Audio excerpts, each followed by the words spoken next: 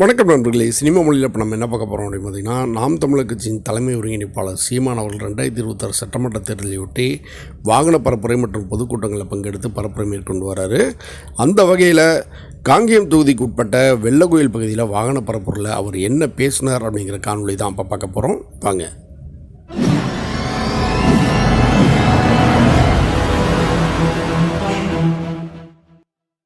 இங்கே பல தேர்தல்கள் வந்திருக்கிறது. ஏதேனும் ஒரு மாறுதல் வந்திருக்கிறதா என்ற கேள்வியை எனது அன்பு சொந்தங்கள் எழுப்பி பார்க்க வேண்டும். அரை நூற்றாண்டுகளுக்கு மேலாக இங்கே இரண்டு பெரும் திராவிட கட்சிகள் மாறி மாறி, ஒன்று திமுக மற்றொன்று அதிமுக என்று, இந்திய நாட்டை யார் ஆள்வது என்ற தேர்தல் வருகிற போது இந்த இரண்டு கட்சிகள், ஒன்று பாரதிய ஜனதாவோடு இன்னொன்று காங்கிரஸோடு கூட்டி சேர்ந்து கொள்கிறது. தமிழ்நாட்டை யார் ஆள்வது என்று வருகிற போது அந்த இந்திய கட்சிகளான பாரதிய ஜனதா காங்கிரஸ் இந்த மாநில கட்சிகளான திமுக அதிமுகவோடு சேர்ந்து கொள்கிறது. ஆனால் இவர்கள்தான் உரிமையெல்லாம் பறித்தார்கள். இவர்கள் மாநில உரிமையை பேசினார்கள். அவர்கள் அந்த மாநில உரிமையெல்லாம் பறித்து கொண்டு போனார்கள். பறித்து கொண்டு போனவனும் வேடிக்கை பார்த்து கொண்டிருந்தவனும் ஒவ்வொரு முறையும் கூட்டணி வைத்து வைத்து என் மக்களிடத்திலே வாக்கை பெற்று பெற்று உரிமையை பெற்றுத் தருவோம், அதை நிறைவேற்றுவோம் என்பதெல்லாம் எவ்வளவு வேடிக்கையானது என்பதை என் அன்பு சொந்தங்கள், என்னிலும் இளைய என் தம்பி தங்கைகள் யோசிச்சு பார்க்கணும். குறிப்பா இந்த சரக்கு மற்றும் சேவை வரி ஜிஎஸ்டி சகிக்க முடியாத ஒரு வரிச்சுமை. மொத்த வரியும் எடுத்துக்கொண்டு போய்விடுகிறது. உரிய பங்கீடை அந்தந்த மாநிலங்களுக்கு பிரித்து கொடுப்பதும் இல்லை. இந்த திட்டத்தை கொண்டு வந்தது, இந்த வரி திட்டத்தை காங்கிரஸ் செயல்படுத்தியது பிஜேபி, கொண்டு வரும்போது கூட இருந்தது திமுக. உழைக்கும் அடித்தட்டு மக்கள், ஒடுக்கப்பட்ட பிற்படுத்தப்பட்ட மக்களினுடைய மருத்துவ கனவை பறித்திருக்கிற இந்த நீட் என்கிற நுழைவுத் தேர்வை கொண்டு வந்தது காங்கிரஸ், செயல்படுத்தியது பாரதிய ஜனதா.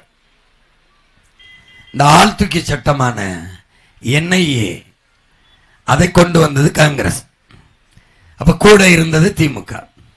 நீட்டை கொண்டு வந்தது காங்கிரஸ், கூட இருந்தது திமுக. இந்த என்ஐஏ என்ஆர்சியை செயல்படுத்தியது பாரதிய ஜனதா. இப்ப இந்த கட்சிகளில் எதுக்காவது ஒரு கொள்கை மாறுதல் இருக்குதா என்பதை என் அன்பு தம்பி தங்கைகள், என் அருமை சொந்தங்கள் சிந்திச்சு பார்க்கணும். பணி நியமனமா பணம், பணியிட மாற்றமா பணம், பணி உயர்வா பணம். எந்த இடத்தில் இந்த கட்சி வந்தாலும் கணக்கில்லாத போராட்டங்கள், இந்த கட்சி வந்தாலும் கணக்கில்லாத போராட்டங்கள். என்ன மாற்றம் நிகழ்ந்திருக்கிறது?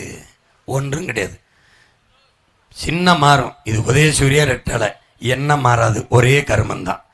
அப்ப இதுல என்ன மாறுதலை கண்டுட்ட? இது ரெண்டும் ஒரே கட்சி, ரெண்டு கட்சின்னு எப்படி கண்ட? ஒரே கட்சி. திமுகவில் இப்ப இருக்கிற 11 அமைச்சர்கள் முன்னாள் அதிமுக அமைச்சர்கள். அப்புறம் இந்த ரெண்டு கட்சியும் வெவ்வேறு கட்சி. இது எதிர்கட்சி, இது ஆளுங்கட்சி. திமுகவை எதிர்க்க அதிமுக தான் சரியானது, அதிமுகவை எதிர்க்க திமுக தான் சரியானது. ரெண்டையும் எதிர்க்க ஒரே கட்சி தான் இங்க சரியான கட்சி இருக்கு. அது நாம் தமிழர் கட்சி மட்டும்தான் இருக்கு. இதை மொத்த பேரையும் காலி பண்ணும், இந்த மொத்த பேரையும் காலி பண்ணு. நீ நல்ல ஆட்சி என்பது வெறும் சொல்லாட்சியில் மட்டும்தான் இருக்கும். இவர்கள்ட்ட நாட்டை கொடுத்தீங்கன்னா ஒன்னும் மாறுதல் வராது. விடுதலை பெற்ற 80 ஆண்டு கால இந்தியாவில் என்ன நீ கண்டிருக்கிறாய்? இவர் என்ன கண்டிருக்க? ஒரு சில நாடுகள் ஒரே ஒரு வளம், கீவானா கரும்பு, சிங்கப்பூர்னா வெறும் கடல், டென்மார்க்னா பசு, பிரேசில்னா பசு, கரும்பு, மாடு, பசு. இதை வைத்துக்கொண்டு அந்த நாடுகள் எவ்வளவு பொருளாதாரத்தில் மேம்பட்டு தற்சார்போடு பெருமையா கல்வி, மருத்துவம், போக்குவரத்து, இந்த மாதிரி மின் உற்பத்தி, விநியோகம் எல்லாவற்றையும் தன்னகத்தை அரசு வைத்துக்கொண்டு மக்களுக்கு சரியா பகிர்ந்தளிக்குது. கியூபா ஒரு சின்ன நாடு, வெறும் கரும்பு தான், வேற எதுவுமே இல்லை. உலகத்தின் சர்க்கரை கிண்ணம்ங்கிறான். நீண்ட நாடு. அந்த நாடு உன்னுடைய மாநில அளவு தான்.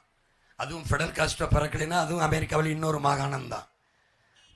அந்த மகன் பிறந்து தன் நாட்டை விடுதலை பெற்று ஒற்றை வளம் கரும்பை மட்டும் வைத்துக்கொண்டு அவனே போக்குவரத்து, அவனே மருத்துவம், அவனே கல்வி, அவனே மின் உற்பத்தி விநியோகம். எப்படி ஓ நாடு ஏன் அப்படி செய்ய முடியல? ஒரு சின்ன நாடு தானே சிங்கப்பூர். இந்த திருப்பூர் மாவட்ட அளவு கூட கிடையாது. அது போய் பாரு, சின்ன நாடு. என் அன்பு உடன் பிறந்தானே, 1 மணி நேரத்துக்குள்ள நீ மொத்த சிங்கப்பூரையும் சுற்றி வந்துடலாம். அவன் கடல் தான் இருக்கு, நிலம்னே ஒன்றும் கிடையாது, மலை கிடையாது, ஒன்றும் கிடையாது. மரமே கப்பலில் வேற நாட்டிலேருந்து எடுத்துகிட்டு வந்து நடுவான். அவன் எப்படி கல்வியில் 3வது இடத்துல இருக்கான்? இத்தனீண்டு நாடு, உன் மாநில அளவு கூட கிடையாது. ஒரு மாவட்டத்தில் உலகத்தில் 3வது தரத்தில் நிற்கிறானே எப்படி? மருத்துவத்தில் உலக தரத்துக்கு கொடுக்குறானே மக்களுக்கு எப்படி? ஊழல் லஞ்சமற்ற நாடாக இருக்கானே எப்படி? ஏன் உன்னால முடியல? ஏன் முடியல? நோக்கம் இல்லை, கனவு இல்லை. நீ யாராவது ஒன்று சொல்லு. தாயின் மாற அறுத்தா, பால் ஊட்டிய தாயின் மாற அறுத்து சுவைச்சு சாப்பிட்டா, சமைச்சு சாப்பிட்டா சுவையா இருக்கும்னு யாராவது ஒருத்தர் நீ கற்பனை செய்வியா? அந்த செயலை எவனாவது செய்வானா? இவன் செய்கிறானே, பூமி தாயின் மாற அறுக்கிறானே மலையை, அதை கற்களின் குவியல் நினைக்கிறானே, மலையை மணலாகவும் கற்களாகவும் இவனால் பார்க்க முடிஞ்சிருச்சே. அந்த பூமி தாயின் அந்த மலை மார்பில் இருந்து தானே அருவி வந்தது. அருவியில் வந்ததுன்னா ஆறு வந்தது, நீர் வந்தது, சோறு வந்தது, வயிறு வந்தது, உயிர் வந்தது, வாழ்க்கை வந்தது. இந்த அடிப்படை அறிவியல் உயிரியல் உண்மையை ஏன் நீ கற்கல? மழை இல்லாத நிலம் பாலைவனமாயிரும்னு நீ ஏன் படிக்கலையா? மழை இல்லை என்றால் மழை பொழிவை பெற முடியாது என்பதை கூட உன் பாடம் உனக்கு படிப்பிக்கலையா? அந்த மலையை அறுத்து விட்டால், சிதைத்து விட்டால் உன்னால் உருவாக்க முடியுமா? மணலை அள்ளி வித்து விட்டாய், அந்த ஆறை மீட்டு உருவாக்கம் செய்ய முடியுமா? உன்னால் உருவாக்க முடியாத ஒன்றை அழிக்கிற உரிமையை உனக்கு எவன் கொடுத்தது? யார் கொடுத்தது? ஊழல் லஞ்சம் ஒழித்து விடலாம். உன் மகன் வந்தால் உன் உடன்பட ஒழித்து விடுவேன். தண்ணீரை உறிஞ்சி விற்கிறான், தடை, சேமித்து வைத்து விட்டு செத்து போவேன். ஒரு மனிதனுக்கு 422 மரம் வேணும், நட்டு வளர்த்து விட்டு போய்விடுவேன். பசி இல்லாத ஒழித்து விடுவேன். நானே வேளாண்மையை செய்வேன், ஆடு மாடுகளை வளர்ப்பேன். பால் இருந்தால் பசி இருக்காது. எல்லாருக்கும் வேலை கொடுத்துருவேன், கல்வி தரத்தை உயர்த்தி கொடுத்துருவேன், மருத்துவ தரத்தை கொடுத்துருவேன், எல்லாம் சரி செய்து விடுவேன். ஆனால் மலையை மணலை எப்படி உருவாக்குவது? யார் உருவாக்குவது? உன் தொழுகையால் வளர்ப்பியா? உன் ஜபத்தால் வளர்ப்பியா? உன் வழிபாட்டால்? 100 கிடாய் வெட்டி பொங்க வைத்தாலும் அரையங்கில மலை வளருமா? காவடி எடுத்து ஆடினால், விழா குத்தி ஆடினால், தீ மிதித்தால் அரையங்கிலம். அமெரிக்க பெரிய வல்லாதிக்கத்தின் அதிபர் ட்ரம்ப் கையெழுத்து போட்டா காலங்கில மலை வளருமா? வளராது. இயற்கையின் அரும்பெரும் கொடையடா இந்த பூமி. 450 ஆண்டுகளுக்கு முன்னாடி இயற்கையின் அரும்பெரும் கொடை மலை. என்னை ராமநாதபுரத்துக்காரன், என் மண்ணிலே கடல் இருக்கிறது, என் உடன் பிறந்தானே. ஆனால் நான் வறண்டு கிடக்க காரணம் என்ன? எனக்கு மழை இல்லை, அதனால் மழை இல்லை. தேனி கம்பம் குமிழியிலே மழை இல்லை, கடல் இல்லை, ஆனால் மழை பெறுகிறானே எப்படி? அவன் வளமாக இருக்கிறானே எப்படி? என்னிடத்தில் கடல் அம்மா, மேலே தந்தை சூரியன், இருவரும் இயற்கையின் இணைவில் நீராவியாவி போய் மேகமாயி காற்று தள்ளி கொண்டு போகுது. தடுத்து நிறுத்தி மழையை பொழிய வைக்க என்னிடத்தில் மழை இல்லை. கம்பம் குமிணியிலே தேனியிலே மழை இருக்கிறது. அந்த மழை என்னுடைய மேகத்தை தடுத்து அங்கே மழை பொழிவை கொட்டி விடுகிறது. கடல் இல்லைனாலும் அவன் வளமாக இருக்கிறான். கடல் இருந்தும் நான் வறண்டு கிடக்கிறேன். காரணம் மழை இல்லை, அதனால் என் மண்ணில் மழை இல்லை. இது தெரியாத அவனுக்கு? படிப்பகங்களில் கூட வேண்டிய கூட்டம் மது குடிப்பகங்களில் கூடுதே. வருந்திருக்கிறியா? மாண்புமிக்க ஜனநாயகத்தை கேடுகட்ட பணநாயகமாக மாற்றி மதிப்புமிக்க உன் உரிமையை காசை கொடுத்து பறிக்கிறதை எப்படி நீ பார்த்து கொண்டிருக்கிறாய்? உன் கல்வி எதற்குத்தான் பயன்படுகிறது? எதற்கு நீ கற்றாய்? எதை சிந்தித்தாய்? பாடத்தை படிப்பது மட்டும் கல்வி அல்ல என் உடன் பிறந்தவனே. தேடி தேடி படிக்க வேண்டும். மாசெத்துங் சொல்லுகிறான், நீ உலகத்தின் மிகப்பெரிய அறிஞர்களோடு நட்பு கொள்ள விரும்புகிறாயா? நூலகத்துக்கு போ என்கிறான். அங்கேதான் மார்க்ஸ் இருக்கிறான், அங்கேதான் லெனின் இருக்கிறான், அங்கேதான் இங்கர்சால் இருக்கிறான், அங்கேதான் அரிஸ்டாட்டில், சாக்ரட்டிஸ், பிளாட்டோலாம் இருக்கலாம். அங்கே போ, அவனோட போய் நண்பனாகிக்கொள் என்கிறான். நீ எதை படிக்கிறாய்? எனக்கு கற்பித்தவன் மார்க்ஸ் சொல்கிறான். நீ என்ன சொல்றான்? படித்தவர்களிடம் படிக்காதீர்கள். படித்துக்கொண்டு இருப்பவர்களிடம் படிங்கள்ங்கிறான். நீ எம்எஸ்சி எம்ஃபில் எம்எட் படித்தவன் இப்ப படிச்சுக்கிட்டு இருக்கானா, இன்னும் படிச்சுக்கிட்டு இருக்கானா, அவன்கிட்ட படிங்கிறான். 2000 ஆண்டுகளில் இப்படி ஒரு சிந்தனையாளன் தோன்றவில்லைங்கிறான் மார்க்ஸ். அவன் சொல்றான், நான் கடைசி வரை மாணவனாகத்தான் மரணிப்பேன், கடைசி நொடி வரை படித்து கொண்டிருந்தான் சாவைங்கிறான். பகத்சிங் தெரியுமா, 22 வயசுல இந்த மண்ணின் விடுதலைக்கு மரண கயிற்றின் முத்தமிட்ட மாவீரன். காலையில் அவனுக்கு தூக்கு, இரவு முழுவதும் லெலின் எழுதிய அரசும் புரட்சிங்கிற புத்தகத்தை படிச்சுட்டு இருக்காங்க. விடிய காலம் வந்து எழுப்புறான், இங்கே கையில் லெலின் எழுதின புத்தகம் இருக்கு, சாக போறான், படிச்சுக்கிட்டு இருக்கான். சாக்ரட்டிஸுக்கு மரண தண்டனை. பக்கத்தில் ஒருத்தன் தாளம் இசைச்சு பாடுறான். அந்த பாடல் அவருக்கு ஈர்ப்பு. இந்த பாட்டை எனக்கு கற்றுக் கொடுக்குறாயா என்று கேட்குறான். அவன் கேட்குறான், நீ தான் காலையில் சாக போறியே, இப்போ இதை கற்றுக்கிட்டு என்ன செய்ய போகிறான்னு. புதிதான ஒன்றை கற்றுக்கொண்டு செத்தேன் என்று எனக்கு இருக்கட்டும்ங்கிறான். சாகும்போது கூட கற்றுக்கொண்டு இருக்குன்னு நினைக்கிறான். நீ வாழும்போதே கற்க மறுக்கிற. படி, எதையாவது படி படி. அப்போத்தான் நீ தேடி வந்து அண்ணங்க எப்படி ஏதாவது உருப்படியாக ஒன்று செய். நீ ஓட்டு போட போறியா, வாக்கு செலுத்த போறியா, நீ போ 23ஆம் தேதி உன் வாக்குச்சாவடிக்கு போ. அங்கதான் உன் வருங்கால வாழ்க்கையை தீர்மானிக்க போகிற வாய்ப்பு அங்கதான் இருக்கிறது.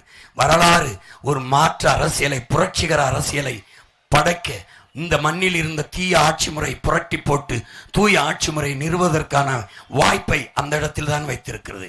என் பெற்றோர்களே, என் உடன் பிறந்தவர்களை போங்கள். உங்கள் ஒற்றை விரலால் உலகம் திரும்பி பார்க்கிற மாறுதலை உங்களால் நிகழ்த்த முடியும். இப்படித்தான் உலகெங்கிலும் மாறுதல்கள். அங்குதான் உனக்கு ஆகச் சிறந்த கல்வியை தருகிற வாய்ப்பு காத்திருக்கிறது. அங்குதான் சிறந்த மருத்துவத்தை தருகிற வாய்ப்பு, அதை தருகிற அரசை நிறுவுகிற வாய்ப்பு, அதை தர துடிக்கிற தலைவனை தேர்வு செய்கிற வாய்ப்பு அந்த இடத்தில் தான்.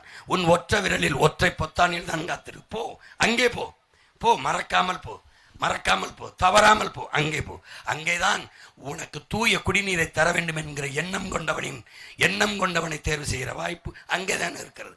பசியற்ற சமூகம் படைக்க வேண்டும் என்று துடிக்கிறவனை, அந்த மாதிரி தலைவனை தேர்வு செய்கிற வாய்ப்பு அங்கேதான் இருக்கிறது. அங்கே போ, அங்கே போ, தேடு தேடு.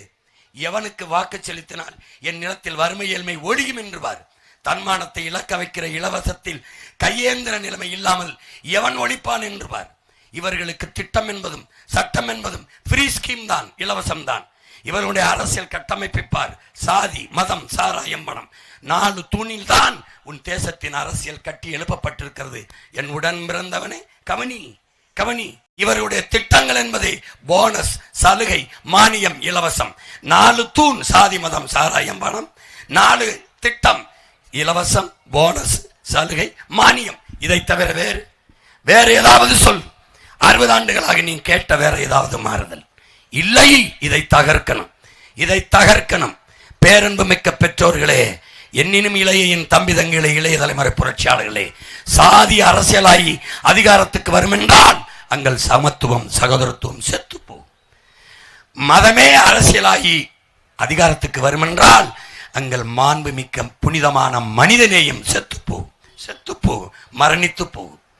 பணம் அரசியலாயும் என்றால் மாண்புமிக்க ஜனநாயகம் செத்து கேடுகட்ட பணநாயகம் பிறந்துவிடும்.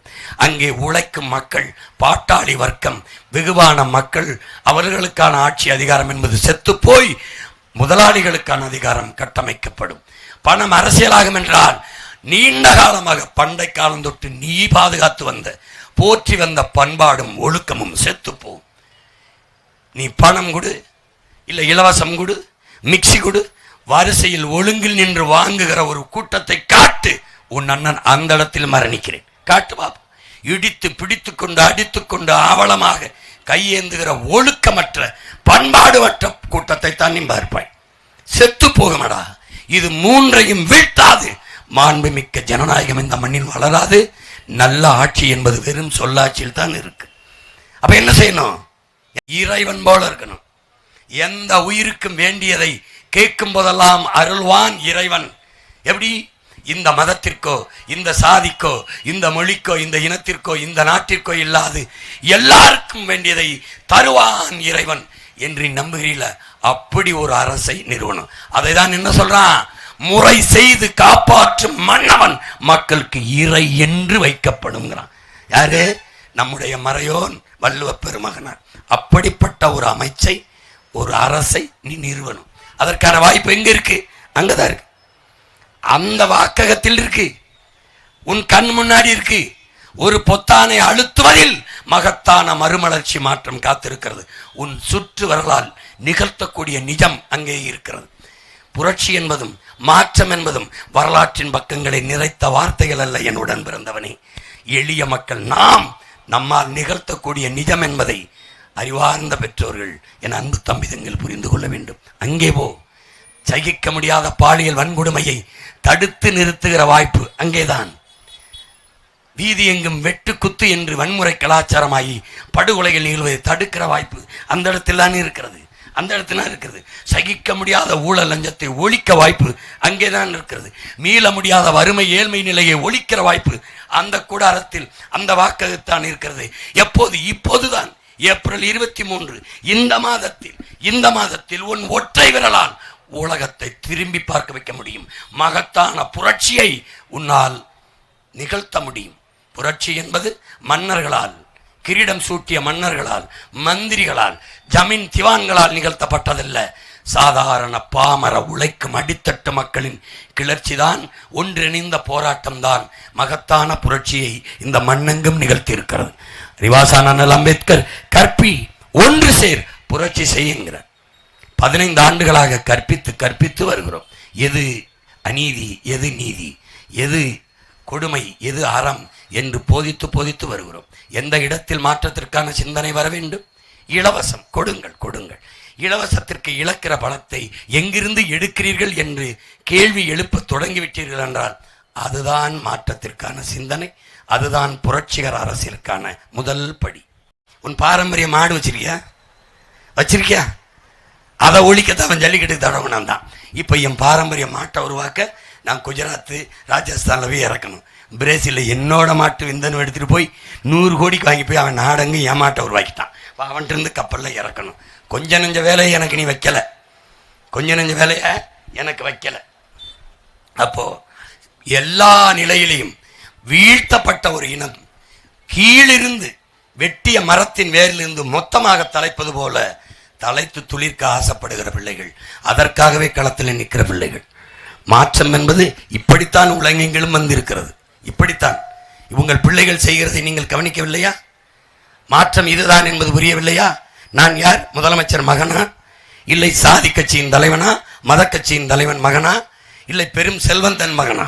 யார் நான்? யார்? என்னை யாருக்கு தெரியும்? படம் எடுத்து பஞ்சம் பிழைக்க இளையாங்குடி பரம்புகளிலிருந்து வண்டியேறி போன பாமர தாய் இந்த என் மகன். நான் யார்? என் தாய் 100 நாள் வேலைக்கு போய் கொண்டிருக்கிறான். அந்த தாய் தந்தையரின் மகன். ஏன் இப்படி இந்த வேலை செய்ய முடிஞ்சது? என் இனம் செத்து போனது, என் மொழி செத்து போனது கண் முன்னாடி இனத்தை கொண்டு வச்சுட்டான். பிணத்துக்கு இடையில பிரசவிச்சான். என்ன பண்றதுன்னு தெரியல. இவங்க நம்மளை காப்பாற்றுவாங்க, நம்ம மொழி இனம் நாடு வளத்தெல்லாம் காப்பாற்றுவாங்க நினைச்சா அழிக்கிறவன் இந்த யோக்கிய பேலா இருக்கான். சரி, என்ன செய்யறது? புலம்பிக் கொண்டிருக்காதே. இழந்து விட்ட உரிமைகளை பிச்சை கட்டு போட முடியாது, போராடித்தான் பெற்றாக வேண்டும். அண்ணல் அம்பேத்கர் அவர் சொல்றார். இவன் சொல்றான், போராட்டமே வாழ்க்கைங்கிறான். போராடாமல் எதுவும் பிறக்க முடியாது. போர்க்குணமற்ற உயிரினங்கள் உலகில் பரிதாபகரமானவை. போராட்டமே வாழ்வின் இருத்தலை உறுதி செய்கிறது. போராடும் போதுதான் மனிதனை பிறக்கணுங்கிறான் மார்க்ஸ். எல்லாத்தையும் படிக்கிறோம், துடிக்கிறோம், கிளறோம். வாடா, மூச்சு காற்றை நாமே சுவாசிக்கிறோம், உணவை நாமே உண்றோம், நம்ம உரிமையை நாமே போராடி பெறுவோம். களத்துக்கு வந்தேன் ஒற்றை மகனா. எத்தனை லட்சம் இளைஞர்கள், எத்தனை பேர் ₹1 காசுக்கு கொடுக்காமல் ஒரு கூட்டம் என்றால் 4000, 5000, 8000, 10,000 என்று மக்கள் கூடுகிறார்களே, காரணம் என்ன? இந்த மகனை பார்க்கல்ல, என் மகன் என்ன பேசுகிறான் என்று கேட்க. ஒரு தலைவனுக்கு காசு கொடுக்காமல் கூடுதென்றுவார். என்ன 30 ஆண்டுகளா நடிச்சு திரை கவர்ச்சியில் வந்தேன்? இல்லை, திரையிலிருந்து வரவில்லை உன் மகன். 1.5 ஆண்டுகள் சிறையிலிருந்து வந்தேன். நான் வந்தேன், ரசிகர்களை சந்திக்கலை, என் மக்களை சந்தித்தேன். வந்து தேர்தலில் நின்றேன் 2016. 2010 ஆரம்பித்த கட்சி 5 வருஷம் தேர்தல் நிற்கல, 16 நின்னேன். வரும்போதே பல 100 கோடி பதவி பேரங்காட்டினார்கள். இல்லை, நான் தெருக்கோடியுடன் நிற்பேன், உன் கோடி வேணாம்னு நின்னேன். மொத்தம் எவ்வளவு? 4.5 லட்சம் ஓட்டு. 234 தொகுதியிலையும் தமிழனுக்கென்று ஒரு கட்சி தனிச்சு போட்டதா தான். என் முன்னவர்கள் வந்தவர்களெல்லாம் சில தொகுதி கட்சி பகுதி கட்சியாக இருந்து தோற்று போனார்கள். போட்டேன். 234 பேர் சீமான் கட்சியில் இருக்கானா போட்டேன். 4.5 லட்சம் ஓட்டு. உலக வரலாற்றிலே இந்திய துணைக்கண்டத்திலே 4.5 லட்சம் ஓட்டை வாங்கின ஒரு கட்சி கலைஞ்சு போயிருக்கும். இல்லை ஏதாவது ஒரு கட்சியோட கூட்டணி வச்சு கரைஞ்சு போயிருக்கும். அடுத்த தேர்தலில் அதே வேகத்தோட பாய்ந்தோம். 2019 4.5 லட்சம் எங்க இருக்கு, 18 லட்சம் எங்க இருக்கு, ஒரே பாய்ச்சல். அடுத்து 21 18 எங்க இருக்கு, 30 எங்க இருக்கு, ஒரே பாய்ச்சல். டிஎம்கே ஏடிஎம்கே இடையில 3வது பெரிய கட்சியாக உங்கள் பிள்ளைகளின் கட்சி. உயர்த்தினது யார்? கருத்து உங்கள் பிள்ளைகளோடது, உழைப்பு உங்கள் பிள்ளைகளோடது. உயர்த்திய பெருமை என் முன்னால் நிற்கிற என் மக்களுடையது. அவர்களுடைய மதிப்புமிக்க மாண்புமிக்க வாக்கு மாற்றத்திற்கான சிந்தனையும் எண்ணமும் உயர்த்தியது. 2024 இந்தியாவை யார் ஆள்றது? ஒரு பக்கம் ஐயா மோடி, ஒரு பக்கம் இந்தியா, ஒரு பக்கம் என்டிஏ, ஒரு பக்கம் ஐயா எடப்பாடி தலைமையில் கூட்டணி. 4வது ஆளு நான் நாட்டாளுற பிரதம வேட்பாளரில் இல்லை, உங்க மகன். 4-6 தேர்தலாக விவசாயின்னு ஒரு சின்னத்தை வச்சு போய்கிட்டு இருந்தோம். தேர்தலில் ஒரே நாளில் எடுத்துவிட்டு மைக்குன்னு ஒரு சின்னத்தை ஒரு வாரத்துக்கு முன்னாடி கையில் கொடுத்தான் மைக்கு. அப்போவும் உங்கள் பிள்ளை விடலை. இந்த மைக்கு உண்மைக்கு வாய்மைக்கு நேர்மைக்கு மைக்குன்னு பேசி கொண்டு போய் சேர்த்து 36 லட்சம் வாக்க 3வது வெட்டிலிருந்த என் மைக் சின்னத்தை தேடி என் மக்கள் வாக்கு செலுந்து தனித்து நின்று ஒற்றை கட்சி தனித்து நின்று மாநில கட்சியாக அங்கீகாரம் பெற்ற கட்சியாக வளர்ந்திருக்குன்னா இதுதான் வரலாற்றில் புரட்சி. என் அருமை பெற்றோர்களே, என் உயிரினுமிலே உடன் பிறந்தார்களே, பாருங்க எங்க அப்பாவை பாருங்க. கார்மிகம், ஆகச்சிறந்த மருத்துவர், மூத்த மருத்துவர், பிள்ளைகள் எல்லாம் மருத்துவர்கள், நிறைய நிலம் இருக்கிறது. வேளாண்மை செய்து அவர் வாட்டுக்கு தோப்பிலே உட்கார்ந்து பண்ணை வீட்டிலே ராஜா மாதிரி வாழலாம். இந்த மகன், ஒத்தை மகன், வெயிலில் கிடந்து தனியாக இந்த மண்ணுக்கு மக்களுக்கும் என் இனத்துக்கு கத்தி சாகிறானே, அவனுக்கு என்னால் முடிந்த உதவியை ஒரு ஆதரவாக நிற்க வேண்டும் என்று இந்த வயதில் நீங்கள் எல்லாம் கூட அவரளவுக்கு வேலை செய்ய முடியாது. 22 வயது இளைஞன் என்ன செய்வானோ அதை விட பன்மடங்கு எங்கள் அப்பா இந்த மண்ணிலே உழைக்கிறார். இந்த வெயிலில் நின்று இது செய்யணுங்கிற என்ன ஒரே வார்த்தை சொன்னேன். அப்பா, தேகத்துக்கு நிறைய மருத்துவம் செய்து விட்டீர்கள். இந்த தேசம் அது மாதிரி நோயிற்று கிடக்கிறது. தேசத்திற்கு மருத்துவம் செய்ய வேண்டும் வாங்கள் என்று ஒரு மறுப்பும் செய்யவில்லை. நாடாளுமன்றத்தில் நின்றார்கள். வழக்கம் போல் எங்களை தோற்கடித்தீர்கள். அவர்கள் வென்றார்கள், உங்களை தோற்கடித்தார்கள். இப்போதும் உங்களை அதே நம்பிக்கையோடு நிற்கிறோம். என் சொந்தங்கள் புரிந்து கொள்ளணும். ஒரு செயலை செய்ய முதல் முறையாக ஒருவன் முயல்வது, அது என்ன சொல்றான்னா, மூச்சு விட மறப்பது மட்டும் மரணம் அல்ல, மூச்சு விட நிறுத்துவது மட்டும் மரணம் அல்ல, முயற்சி செய்ய நிறுத்துவதும் மரணம் தான்ங்கிறான். உங்கள் பிள்ளைகள் ஒரு மகத்தான கனவை சுமந்து அதை நிறைவேற்றுவதற்கு ஒவ்வொரு முறையும் முயற்சிக்கிறோம். முதல் முறை 2016 முயற்சித்தோம், தோற்றோம். ஆனால் அதே நம்பிக்கையோட மறுபடியும் முயற்சித்தோம். அந்த முயற்சிக்கு பெயர் முயற்சி அல்ல, மறுமுயற்சி. அதில் தோற்கடிக்கப்பட்டோம், மறுபடியும் முயற்சித்தோம். அந்த முயற்சிக்கு பேர் மறுமுயற்சி இல்லை, தொடர் முயற்சி. அதிலையும் தோற்கடிக்கப்பட்டோம், மறுபடியும் முயற்சித்தோம். 2024 தோற்றோம். அதுக்கு பேர் என்ன? விடாமுயற்சி. இத்தனை தோல்விக்கு பிறகும் 5வது முறையும் அதே மாதிரி தோல்வி என்பது எங்களுக்கு இல்லை, வெற்றி ஒன்றே எங்களின் எல்லை என்று களத்திலே நிற்கிறோம் என்றால் இதற்கு பெயர் முயற்சி இல்லை, அசைக்க முடியாத நம்பிக்கை என்று பொருள். அந்த நம்பிக்கை எந்த நம்பிக்கை? எங்களை பெற்றவர்கள், எங்கள் உடன் பிறந்தவர்கள் இந்த பிள்ளைகளை கைவிட்டு விட மாட்டார்கள் என்ற அசைக்க முடியாத நம்பிக்கை. அந்த நம்பிக்கையில் களத்தில் இருக்கிற பிள்ளைகள் உங்கள் உடன் பிறந்தார்கள், உங்கள் பிள்ளைகள் எங்களை கைவிட்டு விட்டார்கள் என்ற அந்த வரலாற்று செய்தி. மகத்தான மருத்துவர், மாண்புமிக்க மாமனிதர் எங்க அப்பா கார்மிகம் அவர்களுக்கு விவசாய சின்னத்தில் வாக்கை செலுத்தி நீங்கள் வெற்றி பெறுங்கள். இங்கே என் தந்தை மருத்துவருடைய வெற்றி இல்லை, உங்களின் வெற்றி. இதுவரைக்கும் அவர்களுக்கு வாக்கு செலுத்தி அவர்களை வெல்ல வைத்தீர்கள். ஆனால் நீங்கள் தோற்று போனீர்கள். எதில் வென்றீர்கள்? எதில் வென்றீர்கள்? ஏழ்மை வறுமை ஒழிப்பு, கல்வித்தர உயர்வு, மருத்துவ தர உயர்வு, குடிநீர் பகிர்வு, மின்சார பகிர்வு, சாலை ஓடுதல் பராமரித்தல், தரமான போக்குவரத்து இல்லை. உன்னை என்னை எவ்வாறு மதிப்பிடுகிறார்கள் இவர்கள்? ஓசியாக பஸ் என்கிறார்கள். இந்த நிலைக்கு நாம் இறந்து போகலாம். மயிர் நீப்பின் உயிர் வாழா கவரிமா அன்னார் உயிர் நீப்பர் மானம் வருகிறான். 2000 ஆண்டுக்கு முன்னாடி மானம் போயிடுச்சா, செத்து போவாண்டா தமிழன்கிறான். செத்தா போன நீ, செத்தா போன உடம்புக்கு ஒண்ணு இல்லை. உடம்புக்கு என்ன இருக்கு? ஒரு நாளைக்கு 6 மணி நேரம் பேசுன தொண்டை என்னத்துக்காகும்? அதெல்லாம் பாத்தீங்களா? ஓட்டு போட போற ஒன்ன ஓட்டு போட போற அப்பா, ஓட்டு போட போற அம்மா, ஒதுங்கி நிக்காத. கண்ட கண்ட சின்னங்கண்டு கலங்கி நிக்காத. உழைக்கும் மக்கள் சின்னம், உழைக்கும் மக்கள் சின்னம், இந்த விவசாயி சின்னம். உழைக்கும் மக்கள் சின்னம், அது விவசாயி சின்னம். நாள்தோறும் பாடுபட்டோம், ஆனாலும் துன்பப்பட்டோம். யாரார்க்க ஓட்ட போட்டு ஓட்டாண்டி ஆகி புட்டோம். இந்த நிலம் மாற நான் வேற என்ன கூற? விலைவாசி ஏறி போச்சு, வாழ்க்கை நிலம் மாறி போச்சு. பாடுபட்ட ஏழச்சனம் பரிதவிச்சு நிக்கலாச்சு. இந்த நிலம் மாற நான் வேற என்ன கூற? ஓட்டு போட போற, ஓட்டு போட போற பொண்ணை ஒதுங்கி நிக்காத. கண்ட கண்ட சின்னங்கண்டு கலங்கி நிக்காத. உழைக்கும் மக்கள் சின்னம், இந்த விவசாயி சின்னம். உழைக்கும் மக்கள் சின்னம், இந்த விவசாயி சின்னம். உங்கள் எண்ணமும் சின்னமும் விவசாயி. என் அன்பு சொந்தங்களே, மற்றவர்களுக்கெல்லாம் எதையோ சின்னம். என் சின்னத்தை பாருங்கள். உங்கள் மகனே சின்னம். அவன் வரைந்தவன் என்னையவே மாதிரியாக வைத்து வரைந்து கொடுத்து விட்டான். 10-12 சின்னங்களை வரைந்து கொடுத்தேன். என்னைய மாதிரியா வச்சு வரைஞ்சு கொடுத்தோம். அது அதில் இருக்கு, இதில் இருக்கு, கருது இருக்கிறது, கரும்பு எல்லாம் கொடுத்தோம். இது கடைசியா போனா போதுன்னு கொடுத்தோம். எல்லாமே என்னைய மாதிரியா வச்சு வரைஞ்சது தான். அவனுக்கு அதுதான் சீமான்னு தெரியாம அடிச்சு விட்டாண்டா வச்சுக்கன்ட்டு. இப்ப நான் இல்லைனாலும் என் சின்ன அதில் இருக்கும். தயவு செய்து உங்கள் பிள்ளைகளுக்கு வாக்கை செலுத்தி நீங்கள் வெற்றி அடையுங்கள். நல்ல ஆட்சி மலர வாய்ப்படியுங்கள். புரட்சி எப்போதும் வெல்லும். நம் வெற்றி அதை சொல்லும். வணக்கம். என்னங்க காணொளி பார்த்தீங்களா? இதே போல் மற்றும் ஒரு காணொளியோட உங்களை சந்திக்கிறேன். நன்றி.